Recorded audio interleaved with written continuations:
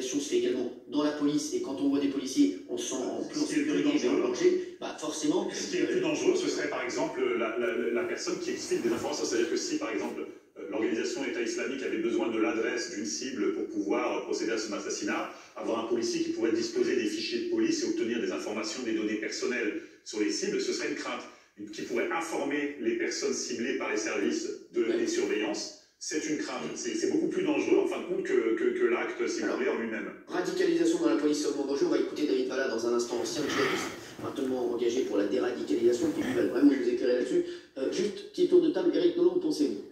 Oui, le 3 octobre, il y a eu 3 tragédies. Il y a eu la tragédie humaine, il y a eu 4 morts, des blessés, plus ceux qui restent traumatisés. Il y a eu la tragédie d'État, puisque le terroriste a frappé le service qui est chargé d'éviter le genre d'attentat qui a eu lieu. Et puis il y a eu une tragédie psychologique, c'est quelques heures plus tard, on a compris que cette tragédie aurait pu être évitée, puisque le terroriste avait montré des signes nombreux et concordants de radicalisation. À partir de là, il y a 2 tâches collectives, j'insiste sur le collectif, on y reviendra sans doute au cours des débats, qui nous incombent. C'est 1, que ça ne se reproduise plus jamais, et 2, c'est d'éviter que les terroristes et les extrémistes, c'est-à-dire qu'il y ait une guerre civile même larvée entre les Français musulmans et ceux qui ne le sont pas. Et évidemment, les 2 lieux où s'exerce l'islam politique, l'islamisme, c'est soit sous la forme d'attentats, soit sous la forme d'infiltration. Et je ne comprends pas que vous ayez ces réserves, parce que c'est 100 fois plus dangereux l'infiltration dans des services de police. C'est ce qu'il vient de dire. Oui, mais je veux dire qu'il n'y a même pas de débat là-dessus. Oui, nous sommes en danger parce qu'il suffit qu'une personne, on verra ce que cet homme a réussi à sortir. Pour l'instant, c'est parce qu'il a réussi à sortir. Mais il suffit qu'une personne infiltrée dans un service comme ça passe à travers les mailles et on voit ce qu'on a vu. Et on verra bien ce que cet homme a réussi à transporter à l'extérieur. Et Karim Zeribi, vous dites non? Non, moi je dis non. Et j'aimerais poser quelques conditions à ce non. D'abord, je voudrais dire en préalable qu'il ne faut pas qu'on se trompe de combat dans notre pays. Bien sûr que ces derniers jours, j'ai quand même entendu des choses qui parfois me font peur. Oui, je suis d'accord avec vous. Je vois de quoi vous voulez parler. Je vais quand même le dire. C'est ce qu'il vient de dire aussi. Parce que je crois qu'il ne faut pas se tromper d'ennemi et de combat. Ouais. Le combat que nous devons mener dans notre France républicaine, c'est le combat contre le terrorisme et le radicalisme. Et pas contre les musulmans et l'islam. Ça, c'est un préalable qu'il faut que nous partagions tous. Je ne suis pas convaincu que dans notre pays, tout le monde le partage. Je suis même à peu près sûr et certain que certains ont envie, effectivement, d'atténuer la ligne de frontière de cette confusion.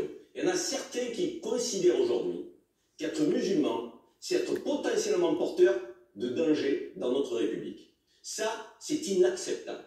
Je le dis tranquillement, mais avec force et conviction. Musulmans, islam, juifs, judaïsme, chrétien, catholique, tout ça, c'est la République, c'est la laïcité, c'est toléré. Et la conversion à l'islam ne doit pas nous amener à des signalements. Quelqu'un qui porterait une barbe ne doit pas nous amener à des signalements. On va tomber dans la psychose sinon dans notre pays. Moi, je ne veux pas vivre dans un pays qui est le pays de la suspicion sur une communauté qui serait celle des musulmans et une religion qui serait pointée du doigt qui serait l'islam. En revanche, nous avons tous, quelles que soient nos croyances, quelle que soit notre histoire, quelle que soit notre culture, à combattre le radicalisme, à combattre le terrorisme. Moi, je l'ai déjà dit ici, Cyril, et je le redis, n'en déplaise à certains, celui qui verse dans le terrorisme et dans le radicalisme, il est sorti de l'islam. Pour moi, il n'est pas musulman. Et la communauté musulmane, aujourd'hui, doit intégrer ce postulat. Parce que, je vais te dire, moi je me demande, le gars qui prend une arme, un couteau, un fusil, qui tue quelqu'un, s'il a lu le Coran une fois dans sa vie. 3 fois. Une fois dans sa vie. Le verset 32 de la sourate, qui dit, si tu tues un homme innocent, c'est comme si tu avais tué l'humanité. Si tu sauves une vie innocente, c'est comme si tu avais sauvé l'humanité. Partant de ce postulat, si tu sors effectivement de ce précepte-là, si tu tues des hommes innocents, tu n'es pas en phase avec le livre saint. Tu n'es pas en phase avec les livres sacrés. Donc il faut partir de ce postulat. Pourquoi je dis que je n'ai pas peur? Parce que d'abord, j'ai été conseiller du ministre de l'Intérieur, je connais bien la maison de police. Elle est capable, face à ce drame, qui a touché la maison de police, qui a touché le pays, qui a touché notre cœur à tous. Parce qu'effectivement, on ne pouvait pas imaginer qu'en son sein, on allait avoir un périple meurtrier aussi grave. En revanche, il y a quand même des capacités dans cette maison de police, des processus à mettre en place, une attention, une vigilance, des signalements à mettre en place. Quand j'entends dire, rendez-vous compte, il l'a dit à Noir, qu'en 2015, après les attentats, il travaille dans des services de renseignement, qui est habilité secret défense, dit c'est bien fait, après des attentats, il est toujours en poste. Et on fait comme si de rien n'était. Mais là, attendez, excusez-moi, on marche sur la tête. Là, on comprend qu'il y a un problème. On comprend qu'il y a un malaise. On comprend que ce gars doit être convoqué, doit rendre compte de ses paroles, de ses dérives.